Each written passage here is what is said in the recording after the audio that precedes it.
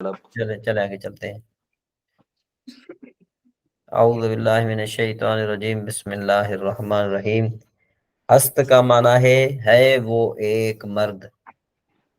ہست کا معنی ہے وہ ایک مرد۔ ہستند کا معنی ہیں وہ سب مرد۔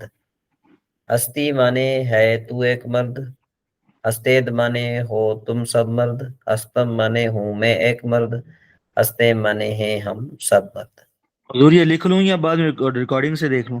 ریکارڈنگ سے دیکھ لینا، دوبارہ ٹھیک ہے میں ذرا بیان کر رہا ہوں۔ ہست کا معنی ہے وہ ایک مرد یا عورت، دونوں بھی کہہ سکتے ہیں، یعنی مرد ہو تو اس کے لیے بھی ہست کہیں گے، عورت ہو تو اس کے لیے بھی ہست کہیں گے۔ اس طریقے سے ہستند کا معنی ہوگا ہیں وہ دونوں، یعنی مرد اور عورت دونوں۔ ٹھیک ہے جی۔ جی ہستی معنی ہے تو ایک مرد یا عورت۔ ہستید معنی ہو تم دو مرد یا دو عورتیں، یا سب مرد یا سب عورتیں، جو تم کہو۔ ہستم معنی ہوں میں ایک مرد۔ ہستے معنی ہیں ہم سب مرد یا سب عورتیں۔ تو او ہست کا معنی یہ بنے گا وہ ہے، ہاں ہستند وہ ہیں۔ ٹھیک ہے نا جی۔ پہلے جی وہاں منع کر رہے تھے ہم ہے وہ، اب منع کیا کریں گے؟ وہ ہے۔ وہ ہیں۔ ٹھیک ہے نا جی، پہلے وہ کو لائیں گے۔ تو ہستی تو ہے، شما ہستے تم ہو، من ہستم میں ہوں، ماں ہستیم ہم ہیں۔ تو اب تسرم کا معنی کیا بنے گا؟ پسرم میم میرا بیٹا۔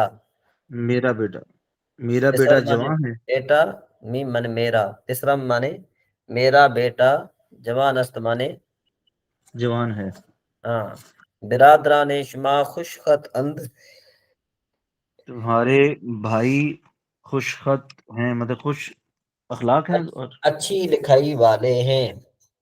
خوش خط اند، یہ اند حضور کیا ہے؟ خوش جو خط اند۔ اند اصل میں یوں تھا کہ جو ہست ہے نا، ہست، جی ہستند سے انہوں نے ہست مٹا دیا تو اند ہو گیا، تو اند جی آ جائے تو اس کا مطلب ہوتا ہے ہستند، جی اور یا آ جائے تو اس کا مطلب ہوتا ہے ہستی، ید آ جائے تو اس کا مطلب ہوتا ہے ہستید، میم آ جائے تو اس کا مطلب ہوتا ہے ہستم، یم آ جائے تو اس کا مطلب ہوتا ہے ہستیم۔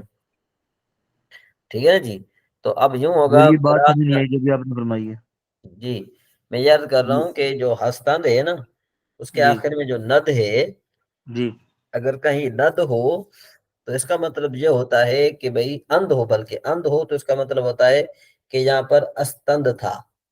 جی ٹھیک ہے نا جی۔ جیسے برادران شما خوش خط اند، تو اصل میں یہ تھا برادران شما خوش خط ہستند۔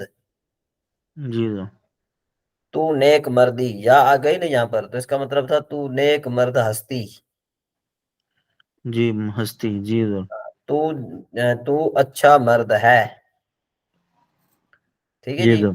جی شما جوانید، تم جوان ہو، اصل میں تھا شما جوان ہستید۔ جوان استید، جی من پیرم، میں بوڑھا ہوں۔ جی ما غمگینیم، ما مانے ہم، غمگینیم یہ اصل میں تھا غمگین ہستیم۔ ما مانے ہم، غمگین مانے غمگین، ہستیم مانے ہیں، ہم سب غمگین ہیں۔ جی چاقو تیز است، چاقو تیز ہے۔ جی دلہا خوش خط، دلہا خوش اند، دلہا خوش اند، دل خوش ہیں، بہت سارے دل خوش ہیں۔ تنم پاک است، تن مانے تن، میم مانے میرا، پاک مانے تن مانے جسم، میم مانے میرا، پاک مانے پاک۔ ہست مانے ہے، میرا جسم پاک ہے۔ ٹھیک ہے جی۔ شما مردان خدا عید، تم خدا کے مرد ہو۔ ٹھیک ہے جی۔ حضور مرد، یہ جو دلہا خوش اند ہے، ہاں، اس کے بعد کیا پڑھا آپ نے حضور؟ تنم پاک است، میرا جسم تنم، پاک ہے۔ تنم ہے حضور، تنم۔ ہاں، تن مانے جسم، میم مانے میرا۔